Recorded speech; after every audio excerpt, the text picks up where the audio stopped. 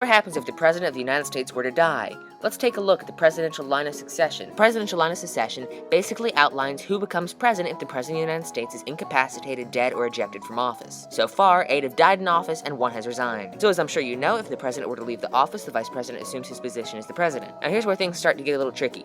What if they're both dead? Who's next? The Speaker of the House. This person presides over the House of Representatives and keeps things in order. If they were unable to serve, the President pro tempore of the Senate takes the office. This person you've never heard of essentially is the counterpart of the Speaker of the House, just in the Senate. The position is usually given to the person who has held their Senate seat for the longest time and are in the majority party. So, what happens if things get really bad and all these guys are dead? Enter the cabinet. No, not that cabinet, this cabinet. This group of upstanding gentlemen are chosen by the President when they begin their term. They deal with secular issues and usually have a very small scope of things they handle. The order in which these people ascend to the presidency begins with the Secretary of State, then the Secretary of the Treasury, the Secretary of Defense, the Attorney General, Secretary of the Interior, Secretary of Agriculture, Secretary of Commerce, Secretary of Labor, Secretary of Health and Human Services, Secretary of Housing and Urban Development, Secretary of Transportation, Secretary of Energy, Secretary of Education, Secretary of Veterans Affairs, and if all others are dead, the Secretary of Homeland Security. Let's take a look at a few scenarios and how the United States prepares for it. Each year, the President is required to give a State of the Union address at which all cabinet members appear. Well, almost. You see, America, to avoid having to deal with quite a sticky mess, decided to create something called a designated survivor. In the event that the Capitol building is blown to bits during the State of the Union, one person, usually something like the Secretary of Agriculture, stays behind in the White House nuclear bomb-proof bunker. They must be at least 35 years old and be born in the United States. This ensures that someone will still be alive to appoint a new vice president and a new cabinet. Now let's think. What happens if this designated survivor dies too? This wasn't specifically outlined in the Constitution, but it's technically up to the House to elect a new speaker or the Senate to elect a new pro tempore, and whoever gets elected first gets to be the president. And so if you really want to go all the way, what happens if there are no congressmen left alive? Well, aren't we in a situation?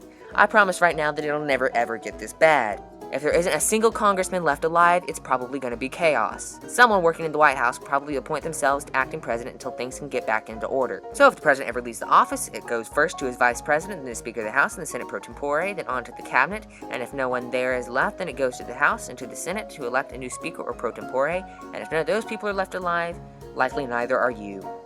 Did you enjoy this episode? Don't forget to put a like and subscribe, and if you have a fascinating question, feel free to ask it in the comments. We'll do our best.